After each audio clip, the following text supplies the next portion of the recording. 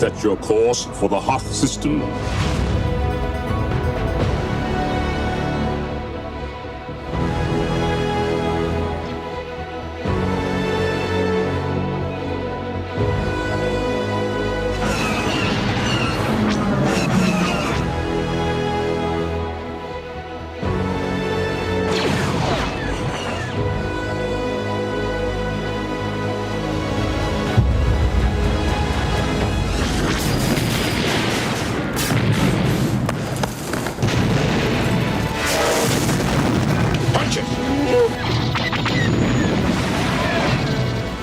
Going into an asteroid field. They'd be crazy to follow us, wouldn't they?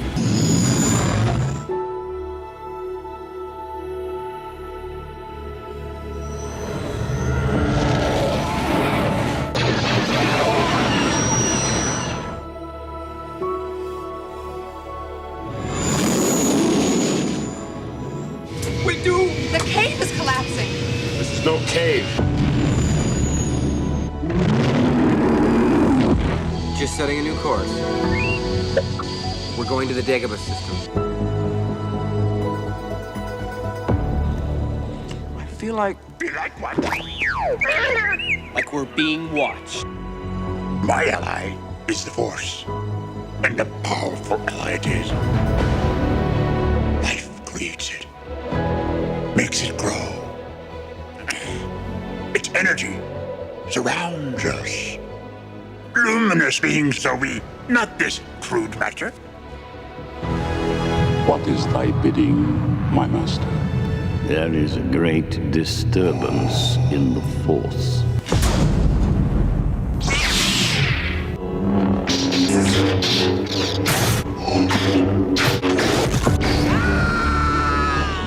Join me, and I will complete your training.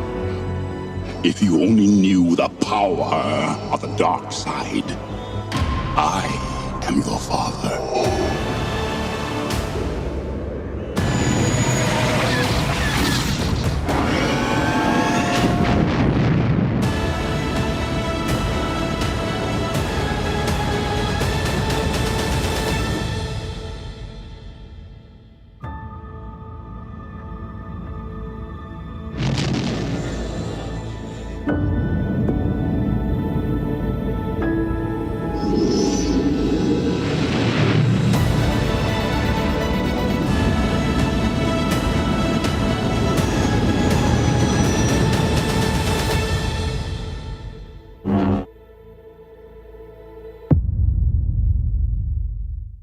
Hello, everyone. We are very lucky today to be joined by four of the key visual effects artists who are responsible for a lot of the images you just saw.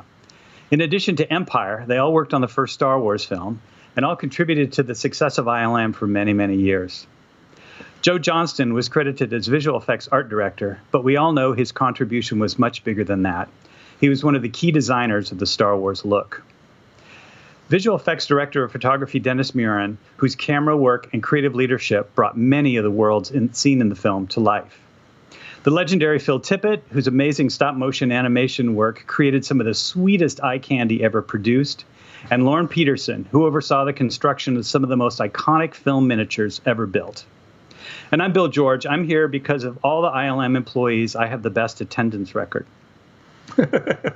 So I want to start off the discussion by going back, not back 40 years, but going back 43 years and ask you, Joe, what was going on in your life at the when Star Wars came out, and what factors led you to eventually come up to Northern California to work on The Empire Strikes Back? Well, you know, at the end of Star Wars, George had already said that we were going to do a sequel, and I think. I assume we all felt the same way about it, that we had to do a better film on the second one. We had to plus ourselves because nobody wanted to make a sequel that wasn't as good as the original film. And we knew we probably had less time. We might have had a little bit more money, but we had a lot more shots to do, and everything had to be different and new. And so I left Battlestar Galactica fairly early, and once the designs were done, and I came up to Northern California, and April of 1978, and started working on just, ideas and very rough sketches. George he hadn't finished the script for Empire, and he hadn't really determined what a lot of the action sequences were. So, for a long time, I just sat around and drew pictures, and that was one of the sort of most creatively fulfilling parts of the job for me, is just to be able to work with George and come up with stuff, basically. It must have been nice to be so close to him. Before, with ILM being down south and him being up north, it was a disconnect. Yeah, they gave me an office in one of the houses that was behind where George lived, because I think George bought a couple of houses back there because he didn't want the neighbors to be too close, which is great if you can do it. But it was a 4-bedroom house, and I was the only person in there, so I put a drawing table in the living room, and if I wanted to talk to George, I could walk up to the Parkway house. But yeah, it was great being close enough so that I could see him every day if I needed to. Mm-hmm. So who was the next person to come up? Was it you, Lorne? I'm not actually sure, but I think I was one of the first ones who came up. Did Richard wasn't on the premises right then. Maybe he came up before me. I don't know. I was still working on Galactica when Joe came up, and George had not really chosen what his team would be, how he was going to have, what crew he was going to have work on it. And I got Richard Edlund came to my desk and said, there's a call upstairs that you need to take. And I said, well, I have a phone down here. Why don't they call me down here? He said, no, Lorne, go upstairs and take a phone call. And it was George, I think George and Gary on a conference call. And they invited me to come up north. And I'm not sure it's exactly then, but it was somewhere along the line they said, it'll be a lot easier as far as the model is concerned because the models are already made. And I kind of bought it, maybe, for a little while. Sucker. Yeah, sucker. Yeah.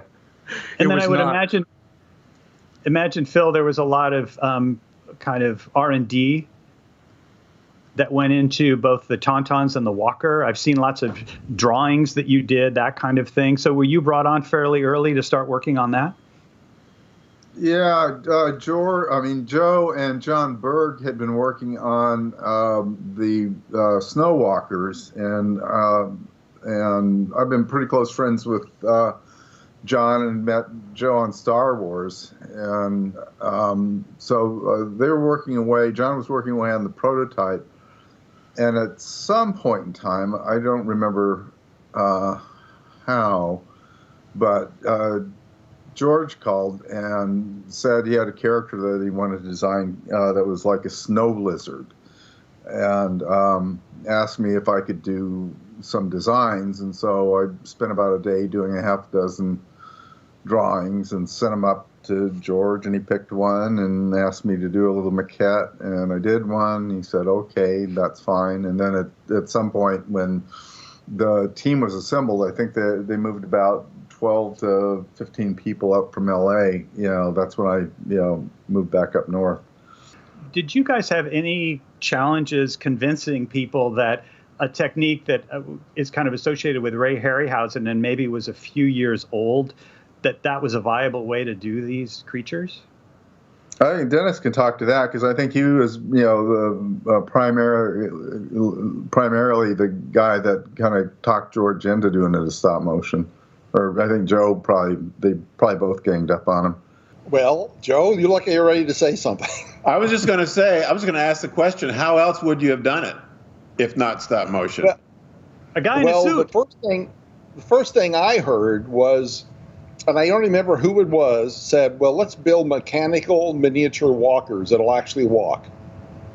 And I just thought, no way is that ever going to happen.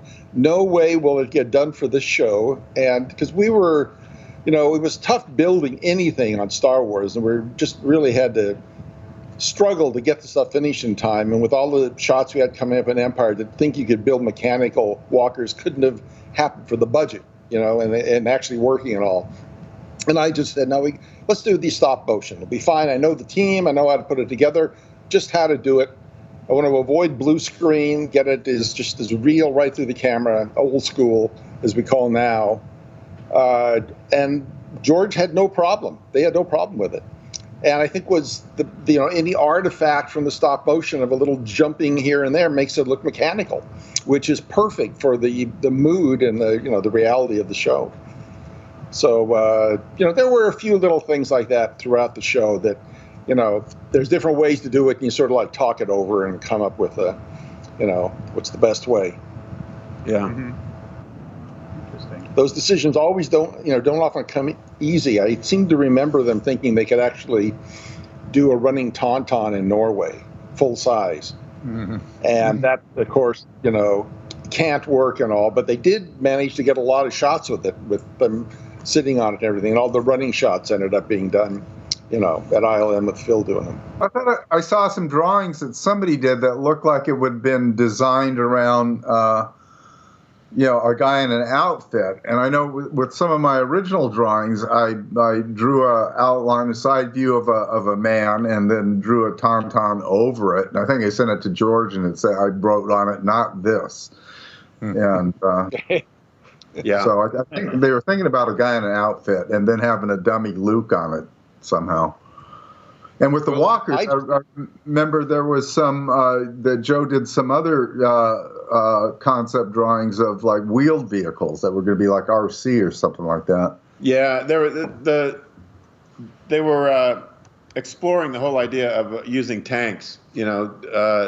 Gary had contacted the Norwegian Army, and they had loaned him a couple of tanks to see if they could dress him up. But that was pretty cliche, I think. Once I saw that U.S. Steel brochure of the truck, the walking truck, I showed it to George and I said, let's do the Imperial, assault force using these. He said, great. I haven't seen that before. So that was the end of the whole tank idea. We all saw how bad the a guy in a suit, the Wampa suit, turned out in Norway. That was probably that broke the deal right there of having a guy in a suit. Yeah. Yeah, that was tough. There were a lot of new people that came in. I mean, I'm assuming there were more people working at the facility, the ILM facility on Empire than on Star Wars. And a lot of people that were hired at that period that stayed with ILM for many, many years. I'm thinking of like Nilo Rodis, Mike Fulmer. How did you guys go about finding people up in Northern California, since it's not really known as kind of a filmmaking area? Well, I was looking for camera people and went around to all the camera rental houses and just contacted and asked people if there were any people that had been doing effects work that would be interested in and working. I don't think we found anybody that was actually a cameraman that had done effects. There were guys that had done a little bit of work here and there, and they came in and they picked it right up. That whole group. So, and I remember hiring somebody who was living in a houseboat in Greenbrae who really loved fantasy and all. I can't remember what happened with them, but it was really neat. They gave them a chance. If they had a wide range of interest and some sort of idea, they could follow directions, that it wasn't going to be just a bunch of people getting together and having a good time and laughing and stuff like that, but we actually had to work. And if they had the ability to learn something and follow through on it and all, then we'd pretty much give them a chance. But it was tough finding, at least from the camera guy, very, very tough finding folks that had done it.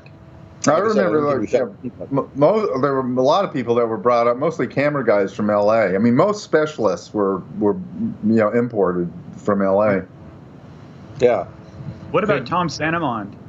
Was he? Yeah, he was living in L.A. and he was always part of the plan. I mean, John Berg's, as he says, his approach to stop motion armatures is like a blacksmith, and Tom was like a very very fine artist with his machining skills. And so John was really great at bashing things out and prototyping things. And then Tom came in and refined everything. You know, Gary had asked me to try not to steal people from L.A., and I tried not to do that. I did steal Bill and Sean Casey, but I sometimes got like 3 and 4 resumes a day, but a lot of them didn't pan out at all.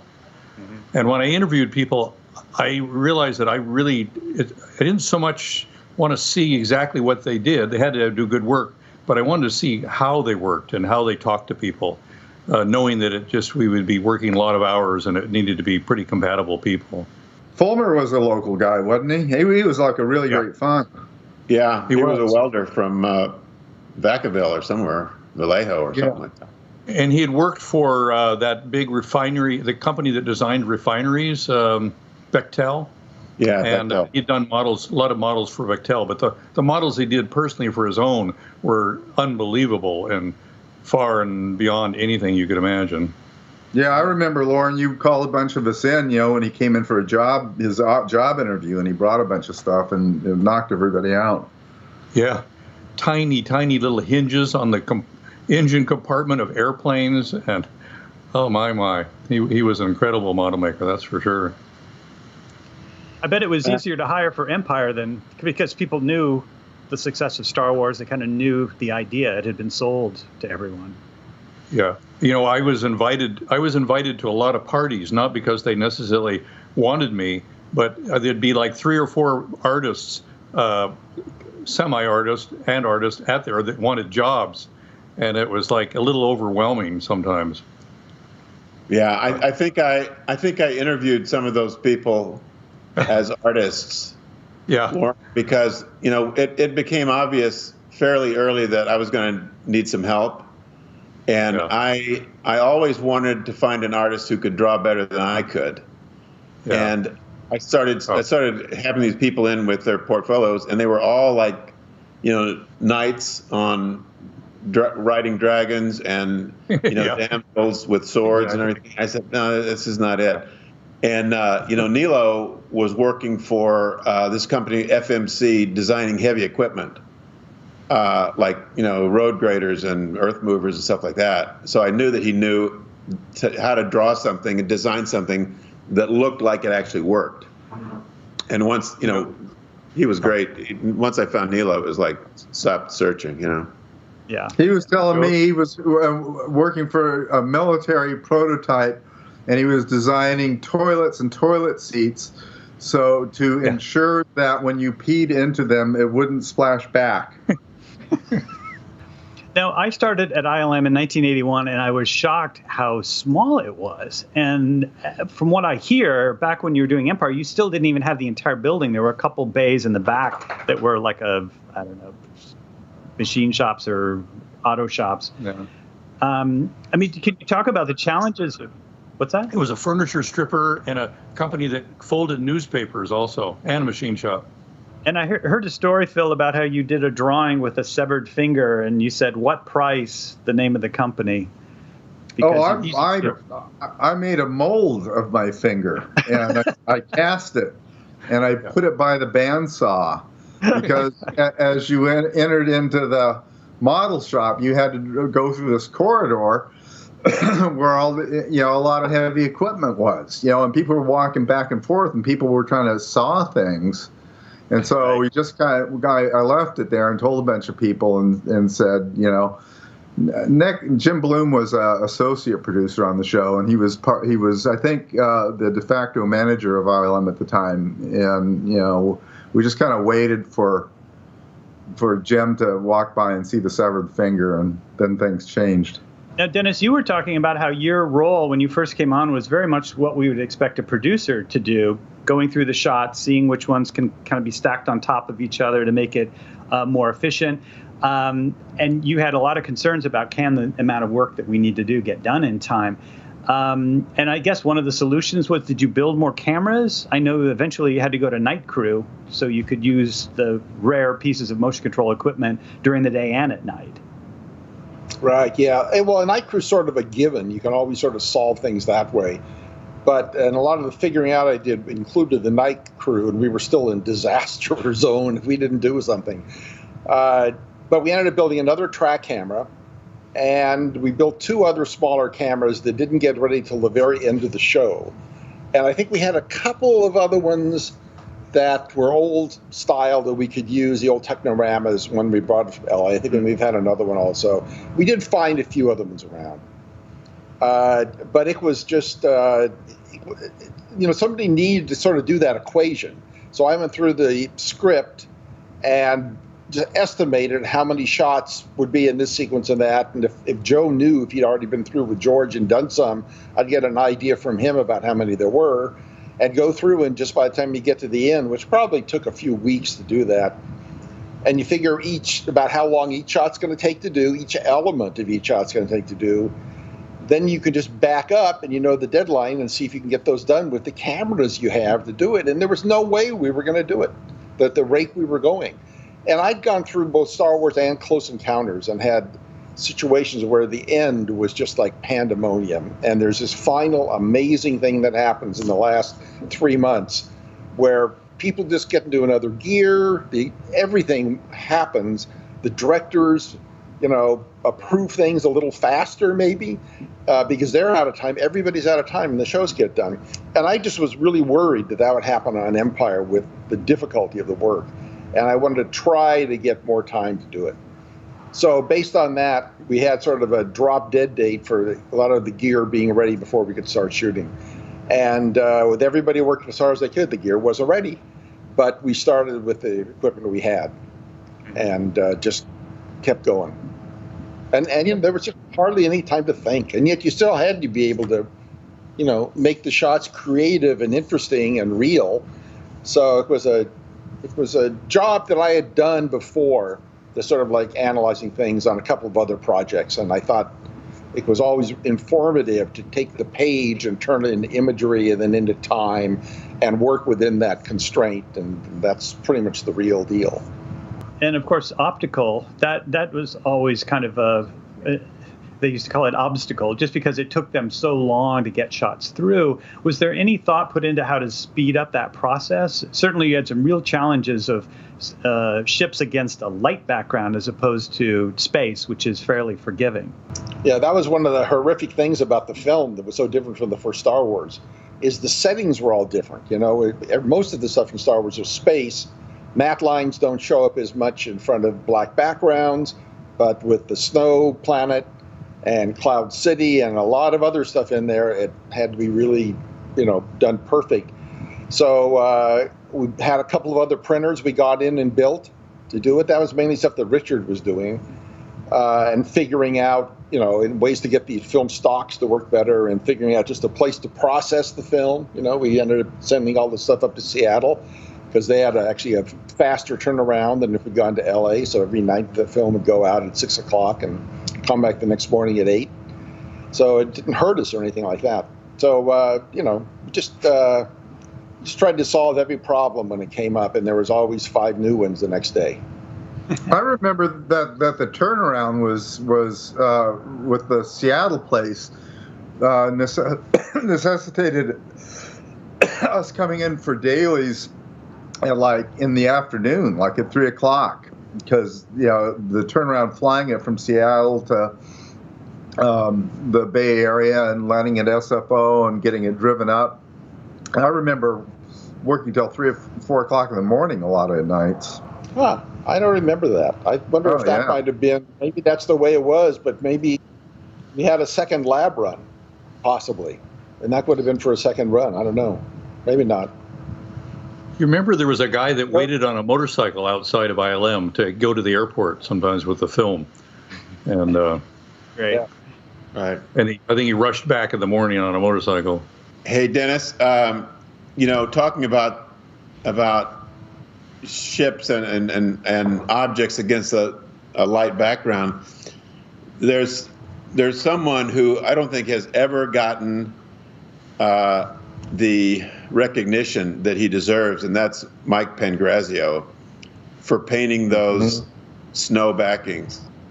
I mean, that are basically photographic. I mean, that saved you so much time, and not only you, but comping all those elements together. I mean, if we had to do those shots blue screen, I mean, maybe we wouldn't have finished.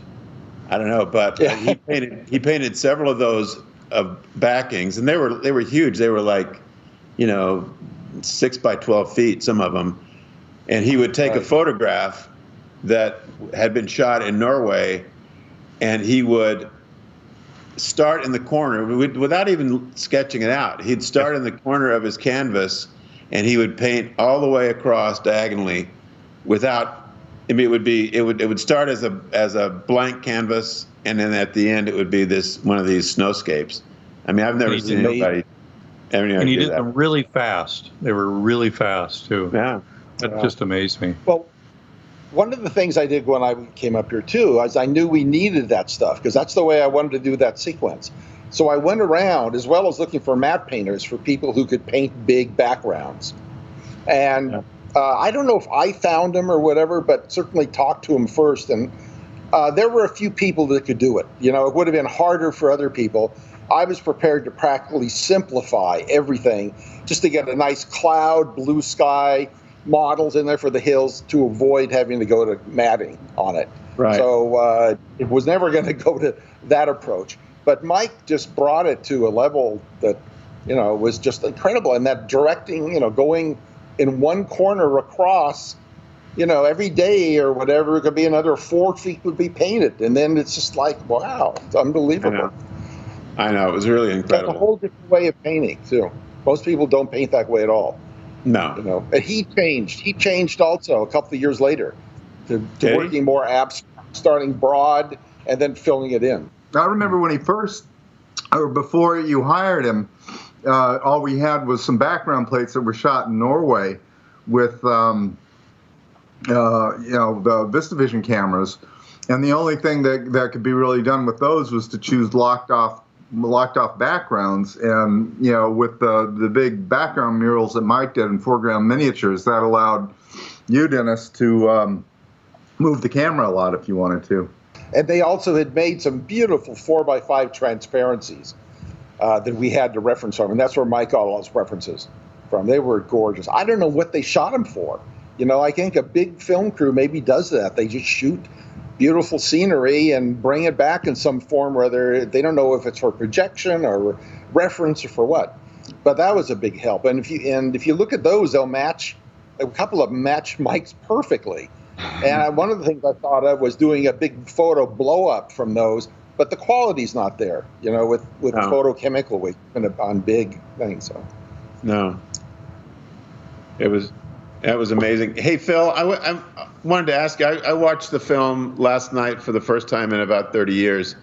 And were those scout walkers blue screen, the 2 shots of the scout walk, chicken walker, as we called it, in the walk through the background, those were blue screen, right? Yeah, because it was such an afterthought. I think it was for stuff that had already been shot. Yeah. And they just glued on. Right. I wanted to talk to you, Lauren, a little bit about just the diversity of things that the model shop built on Empire Strikes Back. Most of the things that you did on Star Wars, I guess, were the hard surface, the spaceships. Can you talk a little bit about all the variety of things that you built for Empire? Yeah, I think one of the first things I remember thinking about was that, yes, it was going to be a lot of snow and what we were going to use for snow. That was the big deal, figuring that one out. And it turns out that industrially, baking soda is made at 3 different sizes for sandblasting purposes. And then we used a lot of microballoons on Galactica for a snow planet. I can't remember what it was called, but so we already were familiar with that. So it was depending on what scale we were working at. It was baking soda and then maybe some details in the foreground of microballoons. Mm-hmm. They hated microballoons, too. A lot of people, I remember Phil had a reaction to the edges of his eyes sometimes, irritated his eyes. They were microscopic pieces of glass. Exactly. They're spheres. 26 microns is what the size of them. And I think it takes 10,000 microns to make an inch, something like that. Yeah, but you can still crush them and turn them into sharp things. Yeah. Didn't we have to wear respirators when we were working with that stuff? At times, but we didn't always, and it didn't bother everybody the same. And you know, I think OSHA would have something to say about that, wouldn't they? Yes, they would. Yeah. Yeah, some people, some people were bothered by one chemical and not by another, and and vice versa, that kind of thing. So, but that started us on a path of doing. I wasn't coined the word, but bigatures. That instead of being desktop models, eventually that was taken over by CG, of course. But we started doing environmental models, and so that meant finding all kinds of unusual materials. Like corncob fractions, which was some weird stuff that was old corn cobs that were ground up to a fine powder, or walnut shells. All that kind of stuff were materials that scaled good for sand coming back from the desert. They'd send me samples, and I'd measure the sand and then try to find some material that would scale down. One of the images I love, Dennis, is seeing Phil and John Berg animating the walkers, and they've got these little trap doors that come up in the set. And I would imagine that would take a lot of planning to figure out, like, where's the animator going to be, where's the camera going to be. Was that something that you took the lead on, like doing plans, figuring out exactly what's what, or was it just a set and you just placed the camera? I don't know. I mean, it had been done. I'd heard about it on the old Hansel and Gretel film that had been done in the 50s, stop motion. And I'm sure everybody knew about it and had been done before, probably. But the way to do it is figure the shot out and then let the animators get in and sort of pick the places, So that's the best way, and that it's as small as it can be to prevent them from hitting their elbows with it and shaking everything, but yet still comfortable. So then, Lauren, would that be something you'd make the trapdoors? The stage guys made the platforms, and we just said make the trapdoor here and there. It was a bit of a trick making it so that it was pretty much invisible. It was still a white trapdoor, a white piece of plastic. Right. I was going to say I remember putting with a stick and pushing sandwiches underneath of that sets to Phil Tippett and John Berg. They didn't want to be talked to, but we would slip sandwiches and drinks underneath the table to them. Keep working. Yeah, keep working. Don't break our concentration. Once you started a shot, you just didn't want to stop. That whole thing was pretty amazing, though, because stop motion had been done for so long, and we were all big fans of it. And then, it was an opportunity to upgrade it. And we had one of the first frame grabbers, so you could actually compare it to the previous frame. So you could go and see if you forgot something or made a mistake, you could maybe catch it in time, And the idea with, I had like a week or two to work on the lighting to try to make it look more sun-like than you'd seen before, and big bounce cards surrounding the entire set with bounce cards, which is something I'd seen done for commercials and lighting women's hair to make them look like glossy and just glowing. In this case, just to represent skylight, and then everything being different colors and all, and then all the precision that went in on the armature that Phil and John and Tom put into designing it, that didn't have any, that I know of, any big jumps. If you grabbed it, it just moved smoothly to where you wanted to. All that, it was really tricked out to the period as being like just the slickest and the best, and we had the time to do it, and we had the money to do it, and the will to do it, and that's one of the reasons it came out the way it did, I think. Before I started working on Star Wars, before I got hired, I go out and visit Dennis and Ken Ralston, who were working on the night crew. And that's where, I became aware of the motion control equipment. And, throughout the history of stop motion, stop motion guys have been trying to figure out ways of adding motion blur to stop motion. And none were really that successful, and they were very laborious. And so it became very clear, I think, to all of us all at the same time that if we could hook up a stop motion puppet to the motion control equipment and, shoot that with a stop motion with an effectively 180-degree shutter and get a motion blur, then it would definitely add something. And that's what we did with the Tauntaun, worked it out. It turned out to be like kind of complicated in terms of the setups Dennis had to do, but it was only one axis of movement at the time, but it really helped integrate things a little bit better. You know, one of the interesting things about Star Wars, the original dice reflex also, is that is a continuous motion motor control with the shutter and opens and closes and everything like that. And that was all set up that the shutter was going to be open for half the motion, then closed for the other half of the motion, which duplicates a movie camera. So you'd think, well, yeah, that's the way to do it, of course, and that's what Phil's talking about. But some of the people that copied the dice reflex didn't like that. And the camera would move to its spot, then open the shutter, close the shutter, and move to the next spot, and open the shutter, and they just missed all the blurs. And it's like, what's going on here? You know, we're making movies. Doesn't anybody know how a movie's made and the artifacts that you want and the reality? And to their mind, it was improving something.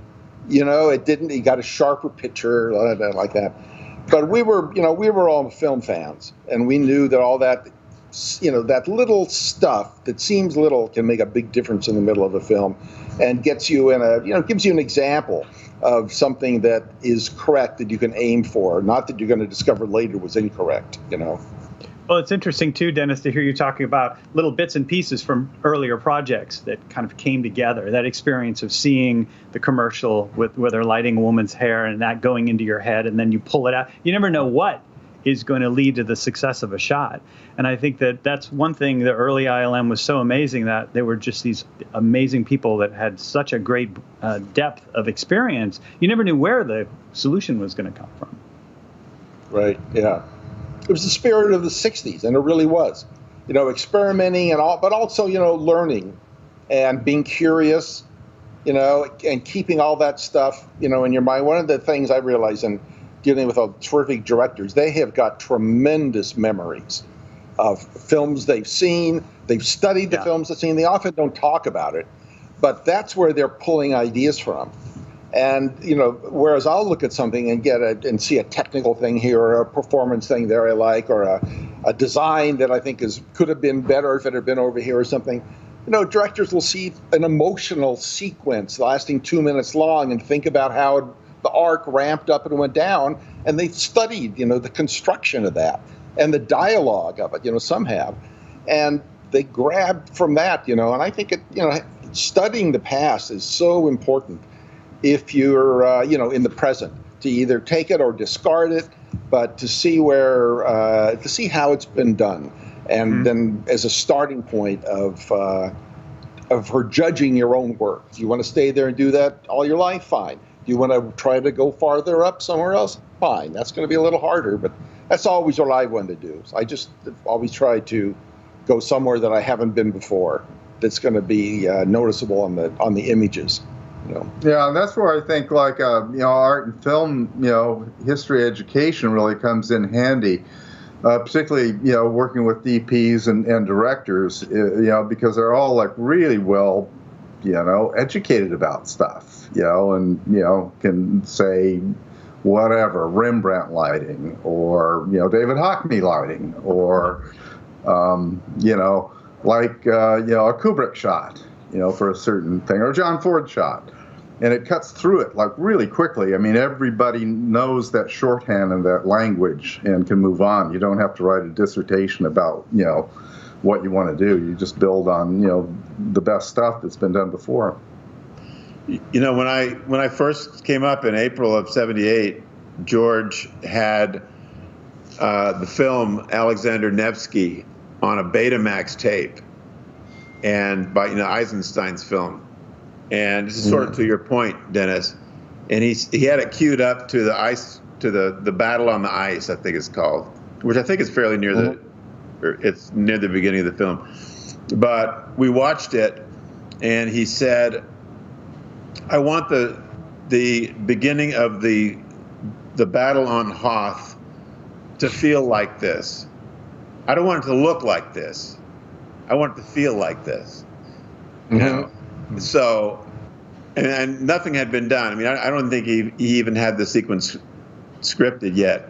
But I was thinking, well, this gives me a lot of, flexibility. I can do pretty much anything I want. and we'll see what happens. So I decided that whatever the Empire had, whether it was tanks or walkers or whatever, I was going to have them come from the right, and the rebels be on the left.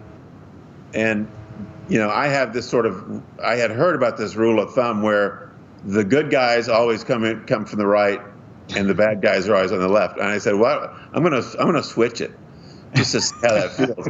And I'm thinking, okay, when they get to Norway, the DP could look at the direction they have to shoot, and he could say, well, the lighting would be better if we shot this way, and it could have all gotten reversed, but it didn't. And at that point, George, since he hadn't even started the sequence, I felt like I'm going to do what I can and see and just keep going until he shoots something down, And I had like 5 or 6 months before ILM really got going, so I had a lot of time to just sort of play around with stuff. It was really great, really a lot of fun. Yeah. So Joe, when you were doing these designs, which were revolutionary at the time, what was your thought process? Did you just kind of zone out and just do stuff that looked cool? Did you have a philosophy of what the Rebel stuff would be like, what the Imperial stuff would be like? I knew what I wanted the Rebel stuff and the Imperial stuff to look like, because there were a lot of designers working on this stuff, designers and artists. Ralph was doing stuff, and Norman Reynolds was doing some stuff in England, and when Nilo started, he was doing stuff, and they were all doing designs, and there was some really cool stuff. But I wanted to make sure that I was sort of the last process that all these designs went through, because I had an idea of what I wanted the stuff to look like. So, I made sure that the final design, whether it had come from somebody else or not, was that I was able to influence it and keep it. This stuff is the Rebel stuff, this is the Imperial stuff. And in the case of Boba Fett, he's neither. He's a bounty hunter. So Nilo designed that ship, Slave One, and I let him. And it's basically exactly as Nilo designed it, because it didn't fall into either category. So I thought, here's an opportunity to have a ship that's from some other total different universe, Did he base that thing off of a hairdryer? It was either a hairdryer or a street lamp. It was a street lamp. And in Marin County still has some of those street lamps every once in a while next to the freeway. And I've wondered how could I get one? Yeah. But George would want to see 10 sketches, and he'd pick one or two and say, go off in this direction. So George was monitoring all that stuff. Of course. Nothing got on the screen that George didn't think was right. So I didn't know this. I'd heard that all the sound effects for R2-D2, that George would sit down with Ben, or Ben had a tape recorder, and George would do all the little beeps and goops by himself. And because each one has got an expression, right? You can be beep, beep, beep, which will be kind of funny, which will be sad. He did those. Wow. Which is the acting. And then George would take, or Ben would take those in and make them electronic and probably embellish them, But that's people don't know that show, and so many of these terrific shows really are going through filtered through a mind that is making decisions that are consistent with an overall feel. Not that it has to be 100%, but the roots are there, the structure is there, and if something fits or it doesn't fit. And he needed actors for the two robots, and he became, or at least for R2, he became the actor for that with the voices choices he came up with. I hadn't heard that, but it makes sense. Hey, Bill, we got to talk about two sequences. We got to talk about the asteroid sequence, and we got to talk about the Falcon as the Star Destroyers were coming together and diving down and escaping. And with Joe, the design of those sequences is so important that I think it's really interesting to talk about those two as well. There's a lot of others, but those are ones that have always stood out to me as being ones that could have gone south very quickly. Well, to start, I want to say that the asteroid sequence, the asteroid field, as it's called on the CD, is my favorite piece of music in any of the three films. It's fantastic, and it fits that sequence so perfectly. But I mean, asteroid sequence. I just remember me and Mike Pangrazio on the floor, spattering acetone on giant pieces of foam, to pit them and everything, and then painting them brown. I mean, it was, I had a headache for days after that. Yeah. But that was I don't know. I'll let you guys weigh in. I was just blown away by the music. Well, the scene was so dynamic the way it was designed. And then Ken Ralston was primarily responsible for doing a lot of the programming of all the ships and the rocks and everything. And he was just the perfect choice because he comes from an animation background, and so everything is moving kinetically with animator's sense of pace and timing, and that really helped the scene. Mm. And you guys built a smaller Falcon that was more maneuverable too, right? It's like about a 3-foot one. 2 foot. So, yeah, we built a big 3-foot Falcon for that. 3-foot one, and then we built a 2-foot one. I mean, the original one weighed a ton, and it would take a couple of people, 4 people, to lift it. So if we'd used that to do this, the shots would have had been shot very, very slowly, so it wouldn't wobble on the stand. So they made a light aluminum one at 2 feet. Right. That just made it much more flexible and all, and it does maneuvers in the film that are sort of inconsistent with the Falcon. You never see the actors, like spinning around or anything like that.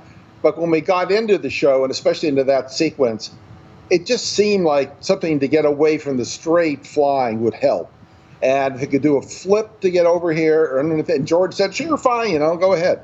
And it really helped the sequence and everything with the ship. Occasionally to have it do maneuvers that are more fun and more interesting to do.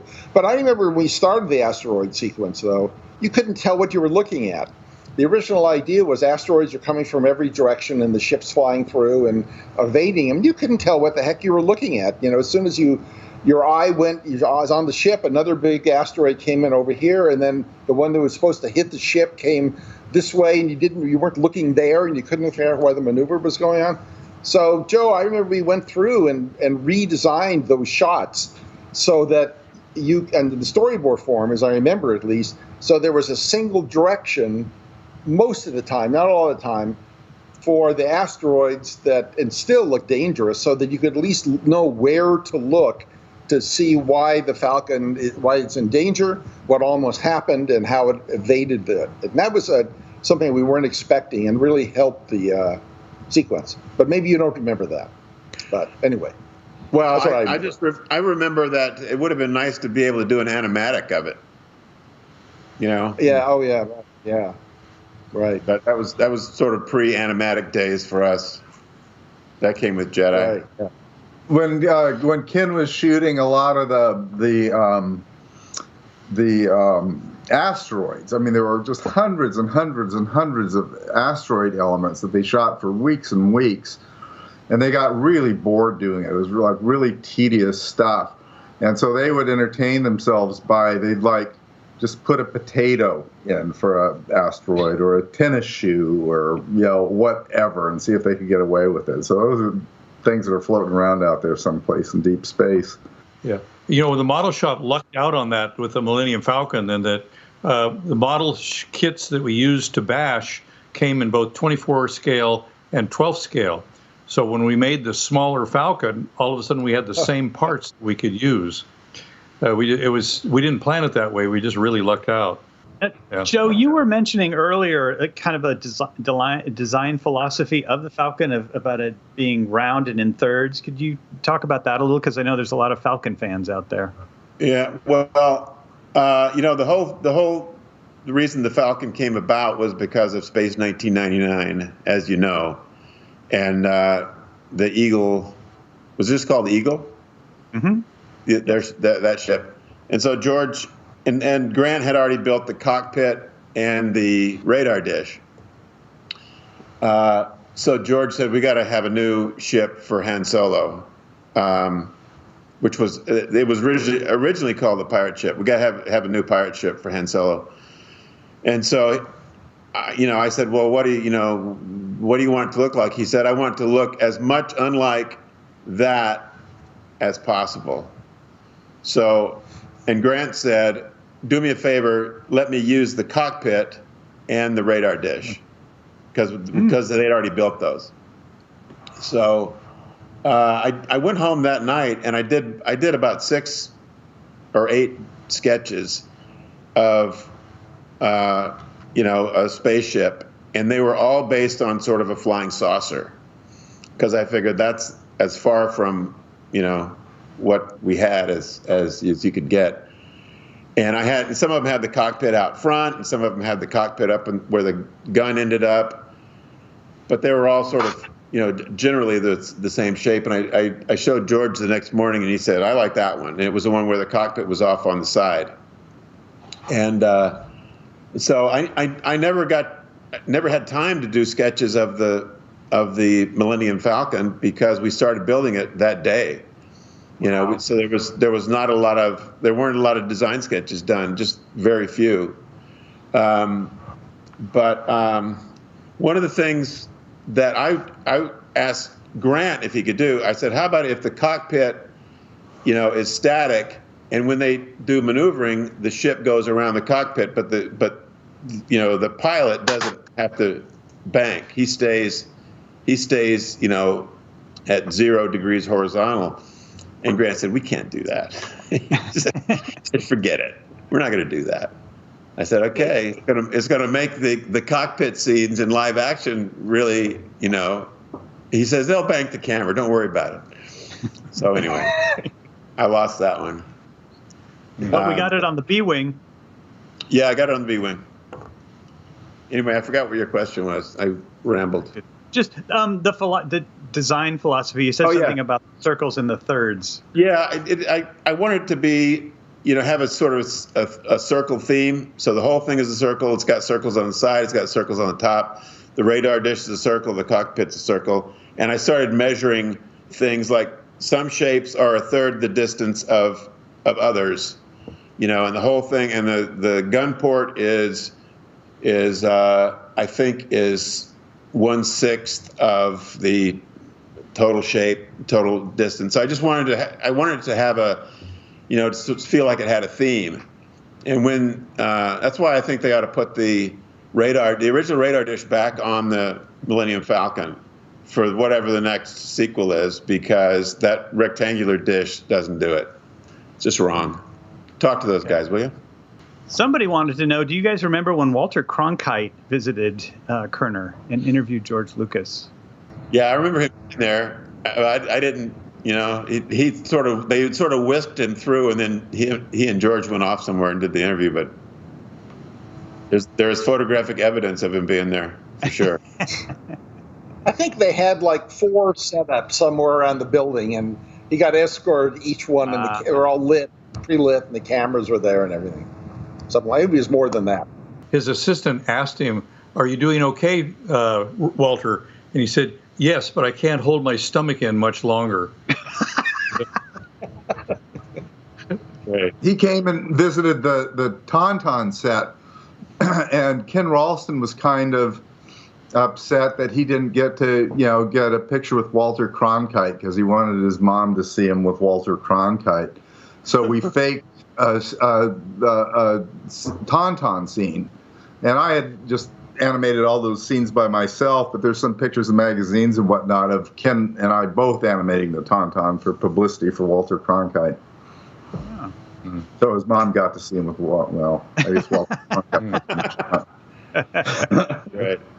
One of the stories I love to tell from Empire, of course I wasn't there, but I heard about it when people are talking about schedules and we're never going to make the end. And I said, well, on Empire Strikes Back, the movie was in theaters and they were still building a model that was built, shot, composited into a shot and then sent out and put into the films.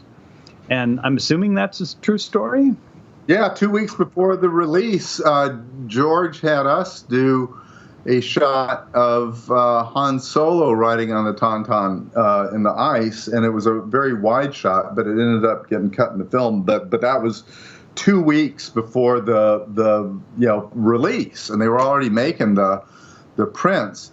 And I'd ask him, God, aren't you worried about that? And he goes like, no, practically every movie I've worked on, the print is still wet when it's delivered to the theaters, and the projectionist ends up having to get a hairdryer, and as it's coming off of the reel, they would have to dry it with a hairdryer.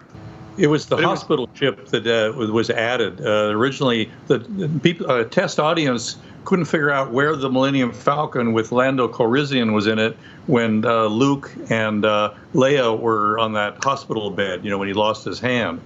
So they needed to make it a bigger model and using, I think, the 2-foot Millennium Falcon rather than the 6-inch Millennium Falcon.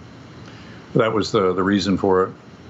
So it's the shot that starts tight on the Falcon and then it kind of zips over and shows the empty bay. So and I think, didn't you, Dennis, do a little rear projection of Luke and Leia in the backside of that model? Yeah, I think. Yeah, that's how we did it. But the film was not out, I don't think, by the time we did that, was it? I don't think it was added after the release. It was added after a preview. Is that right? But I'd heard that there were a number of prints that went out with temp shots in them. 70 millimeter prints, 15 or 20 or 30 temps in it. And I don't know how many prints. They said, it's not very many, 20 or something like that. But don't worry, we're going to pull them all back. And they all went to the, not to the coasts, went to the Midwest.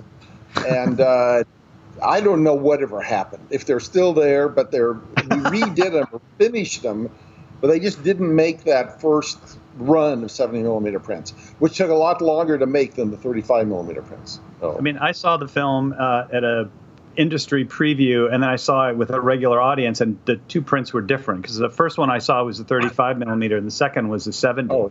And the shot at the end where they come to rescue Luke hanging underneath the Cloud City, I remember the big dish antenna coming up in the 35 millimeter print, and it wasn't there in the 70. Oh yeah, there's probably one of them, and there's 20 other ones too. Right, because they had to get the negative to make the 70 prints. It took so long. Yeah. And they even had it down to which reels were going first. You could tell them, wait, it looks like we need reel 7 has to hold, reel 3 has to hold, do the other reels first. And if all went well, they would at least give them more time by printing them in that order. And so it would give us another, 12 hours of the lab or our time to be able to get it and then get the negative down there. So.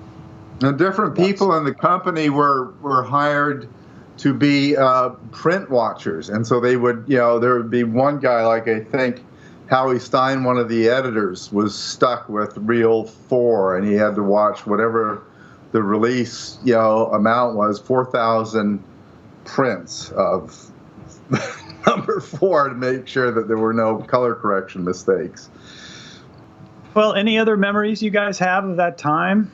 If you look at the crew picture at the end of the thing, there's about 60 people on that crew, which is a remarkably small amount of people for all of that work. It's really pretty stunning.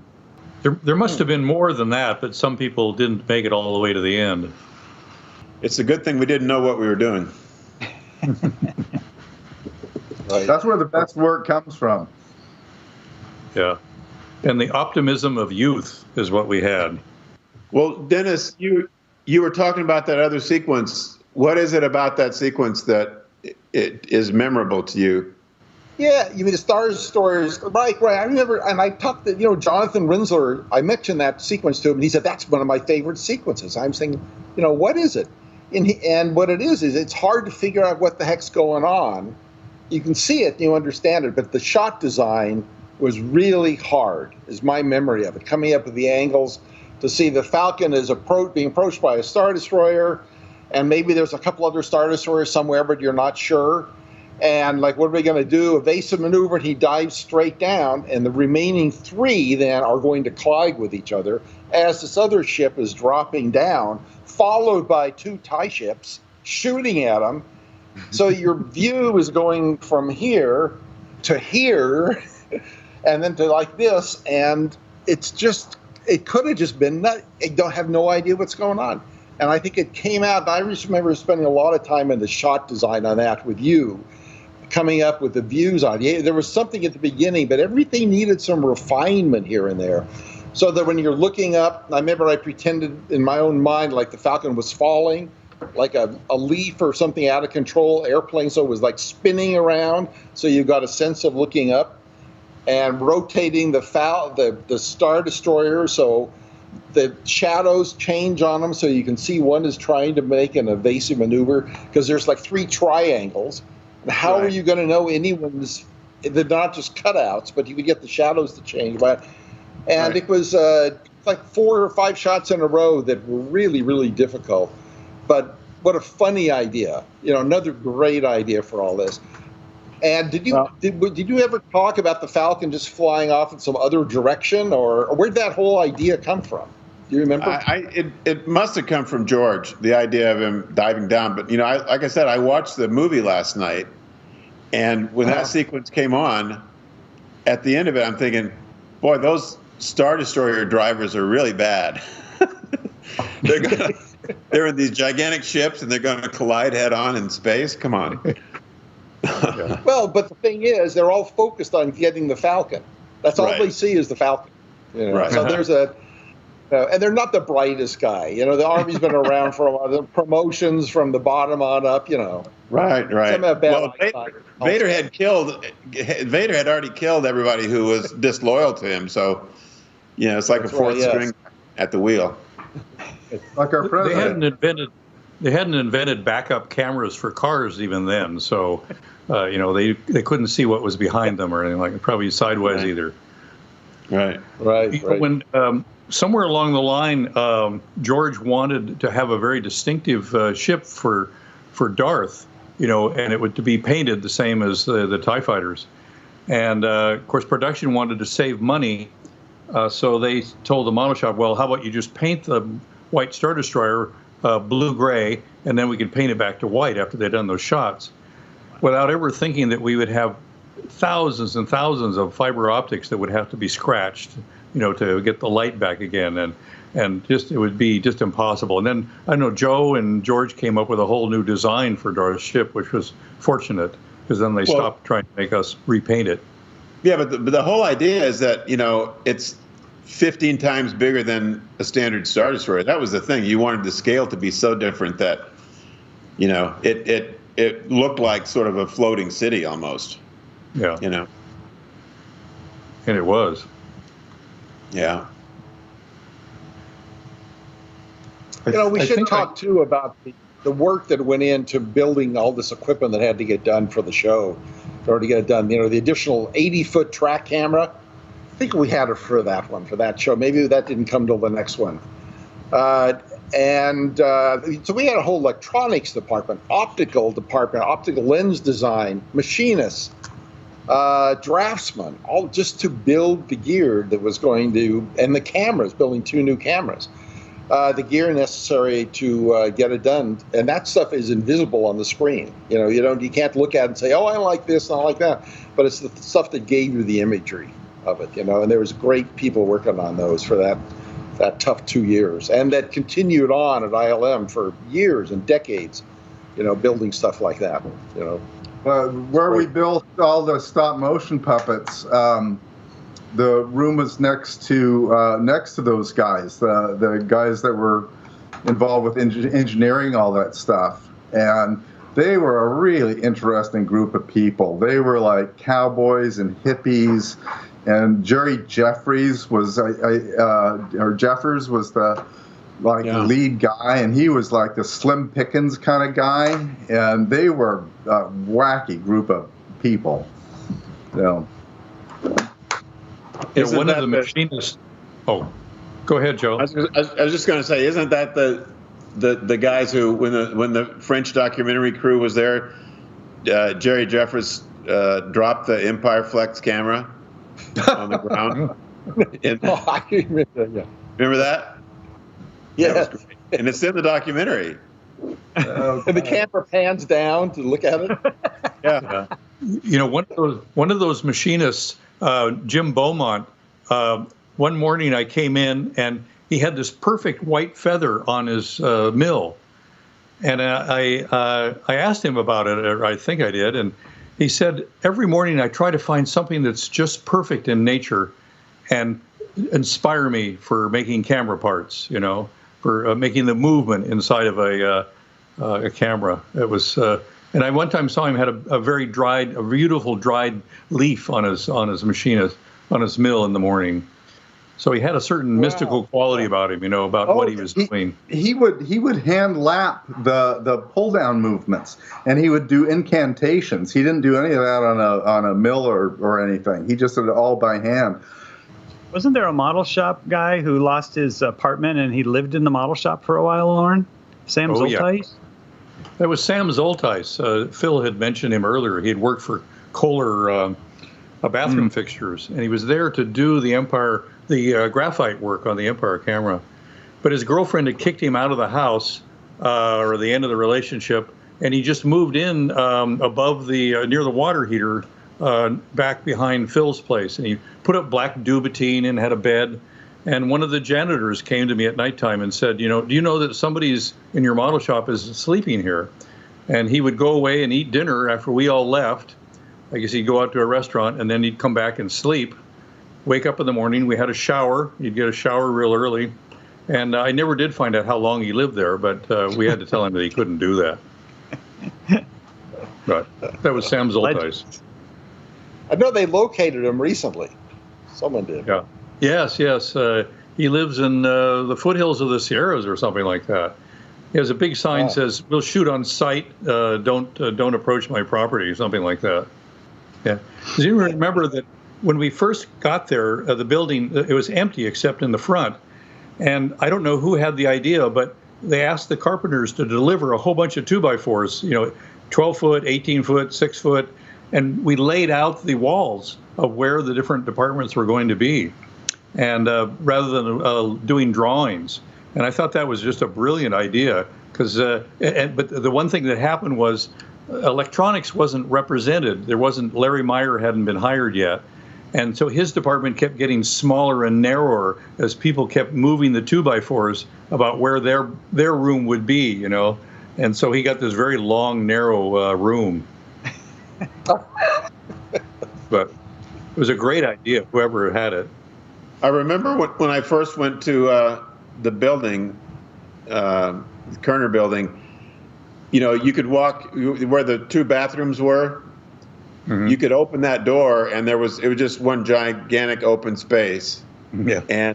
And Jim Bloom had come by to let me in the building just to look at it, and to, you know, I had to paint the Boba Fett outfit. I needed a space to lay everything on the ground. And he's looking at the building. He says, "We'll never fill this up."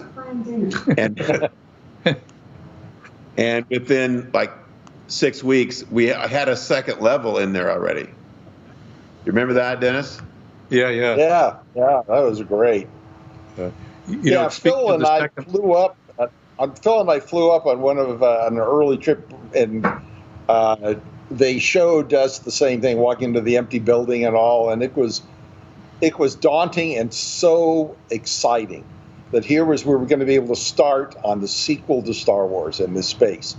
And, you know, we're in San Francisco, you know, and we get to driving over the Golden Gate Bridge and in Marin County, and it was just like paradise, you know. Yeah. With the stress level that was coming, you know. It was great. And I think at the time, you know, we had like 2 years almost at that time we came up, just about 2 years. And I think it didn't seem like it was going to be that tough a show until we saw the script. And then that's when it just hit me and maybe everybody else that this is not like we're going to use the models again or anything like that. This is all new, and you got to really get going. Yeah. I mean, we could use the X-wings, the Y-wings, and some of the TIE fighters, but other than that, it was all new stuff. Right. Go ahead. Oh, I was just going. We should talk about the great optical department. Bruce Nicholson, headed up the optical department. They worked on the first show and also worked on Close Encounters. And they brought a lot of people from LA up for that. It was just amazing guys working. That was another 24-hour-a-day department, and then an animation department also going on that was doing all the lasers and all this other handwork that needed to be done, and rotoscope and maps and everything.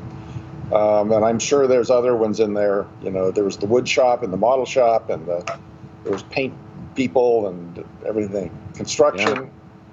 But guys, optical, seemed like alchemists, like they were into the black arts, and it was just like all the hoops that they had to go through and all their little tricks.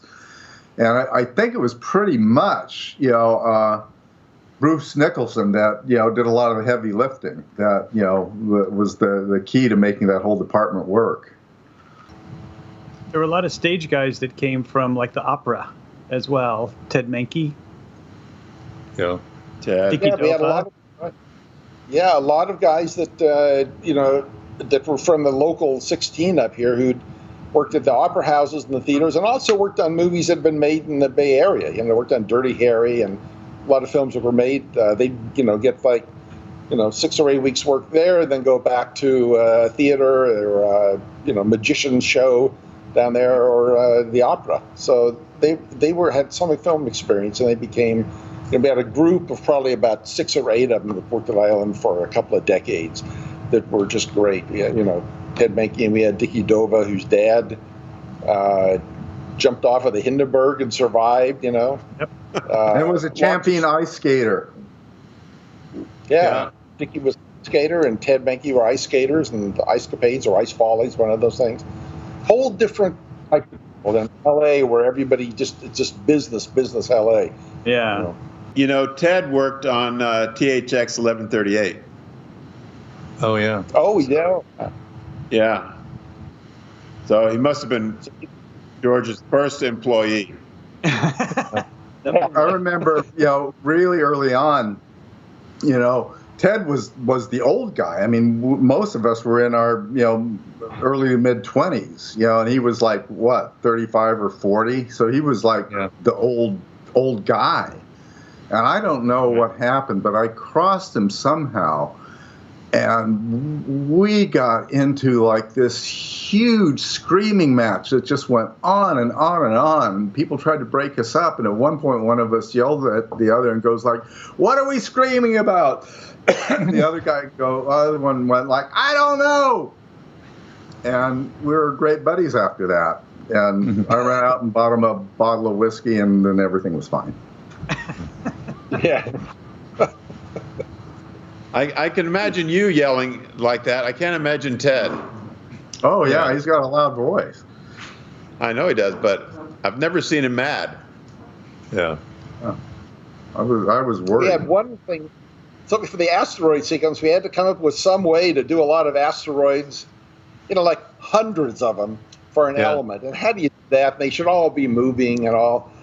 So we gave Ted this assignment of making the asteroid mover, which was a series of wires with little clay asteroids in them. The wires painted black, a whole bunch of them, in different angles, like probably about 30 or 40 of them with little asteroids on them. And he put a little chain around it, and you would crank the little chain, and they would all be rotating separately. And that's in the back. That's in almost every shot, is that little asteroid. We have a name for it, asteroid mover or something like that. I don't think it still exists. I'm not sure it still exists. I wish it did. You should motorize it. It should always be there motorized. Yeah. Always moving. Yeah. Yeah, they rotated it. There's a guy, an ice skater with a background way more than film industry could bring that to it. Bring that mechanical construction thing, figuring out how to do this. Yeah. When you got this difficult problem, and he may have figured it all out himself, how to do it. I can't remember. Yeah, the model shop didn't have anything to do with that little box, so it was probably just all Ted. Yeah, probably so. And then, Lauren, you had a lot of great model movers or model makers working with you too. Yeah, I really lucked out.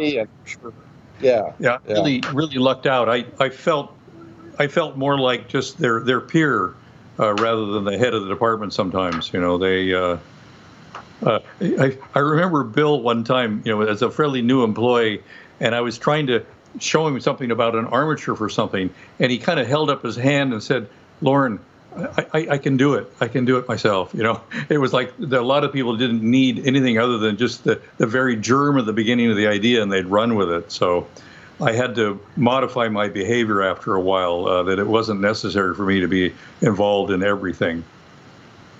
Mm-hmm. Well, it was easier after you guys had kind of established the methodology and the look. Yeah. I would imagine, you guys took Empire so much further than Star Wars as far as the artistry, the shot design, execution, all that.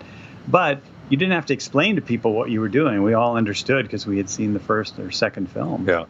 Or you understood. And we had to make so many more different things for the show, too. We needed a Star Destroyer twice as big, 8 feet, because we had to get so close to it for that shot of the Falcon on the back of it, and for some other shots too. And then we had to get that half-size Falcon because the stage wasn't big enough to ever get the 6-footer to go far enough in the distance. It really limited how small it could get in the screen. And Mike Fulmer made a perfect little, like $half size Falcon, right? That got stuck on the back of that thing. Yeah. It was amazing. Yeah, the back, but even bigger one, yeah. That big. We had a 6-inch one stuck on the back and a 2-foot one stuck on the back, and that little tiny $size one too. Yeah, there was even one big gigantic conning tower where Ken blew away one of the big towers, and in a very clever way he projected that explosion onto a piece of foam core. I remember it was just a brilliant way of doing it. And they also figured out they would throw like acetone on steel wool as well. Oh, yeah. And like that. And then that would they shot it under crank and that would all burn. It looked great. Yeah. Yeah, steel wool, it was flammable. And then you had the big collapsing walker that weighed 200 pounds or whatever it was. And that's all stuff. I don't know who the guys were that built it. I know Richard shot it, and I've seen everybody setting it up, and explosion in it, and the thing would just fall down on its butt and then collapse or fall over or whatever. That thing was massive. Originally, it was somebody would design this thing or propose that they have these electrical magnetic things that would hold the legs in position until you guys wanted to do the shot, and then they could control the way it dropped, and it didn't work. So I think Ted just worked up a cable coming out the top of the thing and had a little death that broke the cable at the right time. But it just that's why sometimes it collapsed really good and sometimes it did not collapse very good. There's also, if you notice, on the foot, the far camera right foot, there's a little rod that comes up. Yeah. And pushes it over. Yeah. My eye went right to that rod because I remember that rod. Can't they paint that out? Come on, guys. If you can add some buildings to Cloud City, you can paint out that rod. That bothers me. It's part of the charm. Yeah. Ed Hirsch underneath the parallel. Probably was Ed Hirsch. And Joe, you had a little cameo in the film. I did, and everybody who wanted to do that scene did the audition, and I wish I had Yi Zhao Young's audition because he just screamed the line. It was hilarious. You remember that, Lauren? Yeah. Right. We watched them all in dailies, and he screamed the line at whoever he was supposed to be talking to. It was fantastic. I was sort of wishing he'd gotten the part. Yeah, he was such an outrageous character. Tease was. I've reminded him of some of the things he said, and he says, "Oh, I don't remember any of that." And I thought, how in the world could he possibly forget that he did that? Or that he would say that? And he was really a character. It was a different time. We had a lot of fun and blew off a lot of steam. I was George asked me to come up with a way of doing that when Han Solo was melting out of the carbonite thing, and as part of that gag, I took there was a face casting of Han Solo that I needed, and I puppeted it so when everything like burned away, his mouth would open and he would take a breath. And I think at Christmas we made a bunch of videos. And I did a lip sync of Han Solo's face singing to Maurice Chevalier's "Thank Heavens for Little Girls." It was really classic. We should talk about the matte department, too. Harrison Elshak came up to sort of head up the matte department. And we found a couple of local guys, Craig Barron, and I forget a few other people, and some matte painters, too. And they were all sort of in the back of the building, way in the back, back there. Chris Evans and Frank Ordaz. Right. Was Frank on that show? I think he was, wasn't he? Or was he Jedi? I think he may have been later. But it was at least Chris. Craig was the manager. And Craig Mike was the painter. Fangrazio. Right. I don't know. Like yeah. And Ralph did a bunch of the Cloud City paintings, too. Matte paintings. Yeah, he did. I think they preferred being upstairs, way in the back by themselves. That's the way I remember it. That they like to be pretty autonomous. Yeah, where Mike could study law on his lunch breaks, not be disturbed. Oh, just one more question that I had that we didn't go over. Kind of the interface between what was happening in production over in London on the stages and ILM. I know that for some things they would take the lead, they would build a set, and then Lauren, you would build a miniature of it. And then there were other times like the probe droid where the model shop, you guys would build something, send it over, and then they would build a bigger version of it for the production. Right. You know, Gary came to us one time because we weren't getting to the probe droid. And he had a couple of times said, you know, you got to start the probe droid. You got to start the probe droid, because they need to build it in England. And so then eventually threatened us. He said, if you can't get it done in the next 2 weeks, we're going to have England start first. And that really put the fire to us. You know, we didn't want that to happen at all. You know, trying to make something miniature from something that's been made big is really tough. Right. To find all those little parts. So I really, Paul and I just worked like crazy to get that little probe droid. We just switched totally what we were doing. And then it was on them to build the big Anzio Annie parts. Yeah, yeah. But they did a beautiful job of it, yeah. That's for sure. Yeah, it's easier to blow something up than to shrink it down. Yeah, yeah. Sure. Yeah, they were able to run off to old aircraft surplus places and find all those little parts for the side of the Millennium Falcon. And we would have been searching through kits and trying to make little things. It would be really tough. But, yeah.